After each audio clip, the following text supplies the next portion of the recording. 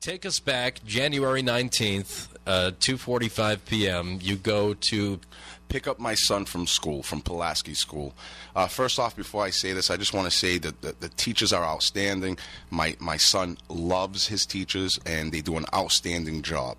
But something did take place. His normal teacher wasn't on that day. And my son, he, for lack of better words, soiled his pants. He's a child. There was a change of regimen, and normally they would ask the children, line them up, and he didn't do that day. So I went in to have a conversation with the principal. But to my dismay, the importance that I noticed was not on my child. It was more about where I parked my vehicle. Now, if anybody's familiar with Pulaski School, they'll know there's a horseshoe-shaped parking lot, and the parking is horrendous. Apparently, there's a new law or ordinance or whatnot that the school is enforcing, that you have to park outside of the school property, and you have to walk in with your child, rain, sleet, or snow, it doesn't matter. So anyway, I parked my car, I admit, in the wrong spot, and they were upset about that. So I was explaining to the woman that takes care of the parking, the parking attendant, for lack of better words, and I explained to her, I'm upset. I'm trying to see the principal because my son was left in urine the entire day. Pay attention to that word, entire day. So I did comply. I moved my vehicle, and I told him I'll be back in 5 minutes. Remember that, 5 minutes. And when I did come back in, a faculty member, I'm not sure if she was a teacher or not, had a wise remark. And it was the oddest feeling because this is the first experience I had going into a school with my child for an incident. I was expecting the teachers to embrace me and understand what's going on, but like I said, I'm not sure. There could be faculty members. She had a wise comment. She, under her breath, said to the other teachers, his child's only half a day. So, naturally being a parent, I took that offensively because to me, it's important what happened to my child. Now, so, what does that mean? Was he only there half a day? Or? Well, my child is there for approximately 3.5 hours, so it's not considered a full day. So she was correct by her assessment, but when you have a parent that's obviously in distress and upset about his son being left in urine for close to 4 hours, I would think that they should have a little bit of sensitivity and hold those kind of comments to themselves, because all it did was escalate the situation to the point where nothing could get done. I was upset, and obviously as a parent, you're expecting these people to embrace you and say, oh, how can I help? Or where did we go wrong? Or, something of that nature. So when that came across me, I got agitated. Let's face it. So I knew that wasn't constructive, so I kept going forward. And I ended up meeting up with the principal. So when I was talking to the principal, I asked her right off the bat, what is the procedure? She apologized. She did apologize for my son sitting in urine for 4 hours, and I appreciated that. But I went into detail because in the future, I don't want this to happen to my son, okay? My son is number one to me. So I asked her, what's the procedure? And she told me that normally when a child, urinates himself, they either change him or call the parents. And they come in, and I would have gladly done that. And we've provided them pants, shirts, wipes, paper towels. So we provided what we thought was necessary to take care of our child. And so I discussed further with the principal that I was upset that the atmosphere and the way I was being mocked, basically because I was telling on a teacher, really upset me. And that parents have authority, and that our authority should be respected. And at the end of the day, essentially, the parents are the bosses here. So were you called? They obviously didn't change your child's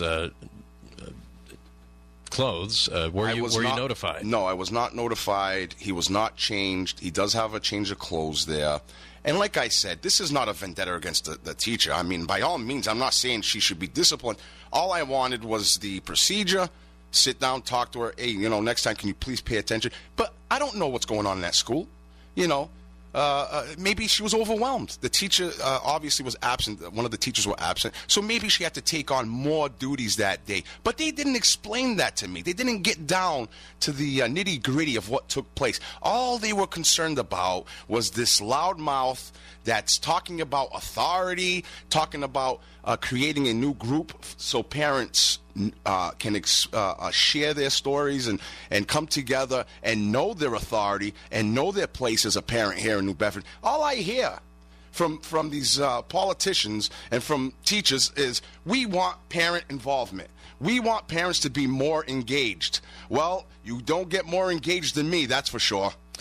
So what happened in the principal's office after you had told her about authority and contacting you, following procedure? You see the way I'm talking here. Yeah. I'm a little loud.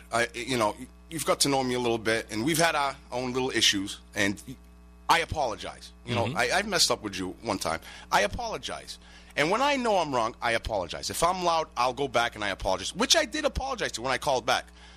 But when I found out that they're pressing charges on me, I called in and I asked her, because I haven't been served anything yet. So I called her up and I asked her, as a parent, what was the threat? What was the issue? Well, first of all, she's saying I was loud, okay? I admitted it. I apologize. The threat, apparently, what she told me, now I don't know what was put in the police report. What she told me was, when I told them I'll be back in 5 minutes, they took that as a threat. And, they were on me to park the car, and I told them I'll be back in 5 minutes. So, I can see why people don't get involved in school. They don't want to be labeled. They don't want to be bullied. They don't want to be blackballed, if that's the right word. And I can see why it's intimidating for a parent to go in if that's the way they're being treated, like outsiders. Like what I say and my feelings didn't matter. All they cared about was the parking and that I was yelling. So you said, I'll be back in 5 minutes. At that point, did you go out and move your car? I moved my car, my Volkswagen. I moved it, parked it, came back in. I did make a comment. I said, because it was the oddest thing, because I had to walk through, I called it the walk of shame, at that point, I felt so awkward. I felt like the kid that was telling on his friends, and everybody's pointing at me and mocking me. So I said, hey, this is what a parent that loves his child looks like. That's the extent of it. And I did say to the teacher, to the principal, look at my son's face. He will not be left in urine. I love my son. I want him to be taken care of at all times. And I want the respect that every child and every parent deserves. I don't have the means like some people do in the city to pick and choose where they put their child and put them in private school. I don't have that ability. So was there any resolution at all? Well, they still haven't discussed anything in regards to the issue. Basically, I look at it that she silenced a rabble-rouser.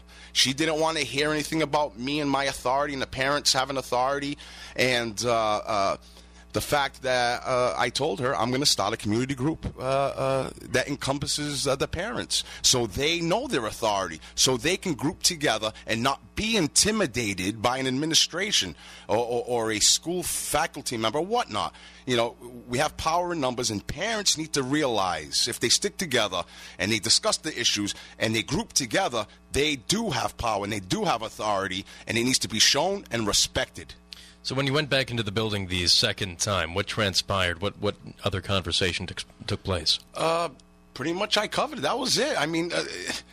Apparently when I said, look at my son's face, he's not going to be left in urine, she might have took that as a threat, I guess. That's what she's saying. I just love my son, and I don't want him to be sitting in urine. That's point blank. How much more clear as a father can I be? I'm standing up for my son, my firstborn. That will be the day that a technicality, because a principal can't handle my personality, she's going to use the system to get rid of me. That's absolutely absurd, uncalled for, and it was heavy-handed and abuse of power, in my opinion. Where did they get this quote, "Remember this face, this isn't over"? This is what I'm talking about. I told her I did not say that, and I will swear, my son, on the Bible, on God. What I did say is, look at my son's face. He will not be left in urine again. That's what I said. It seems that would be tough to translate, saying this isn't over from... Well, did you say this isn't over?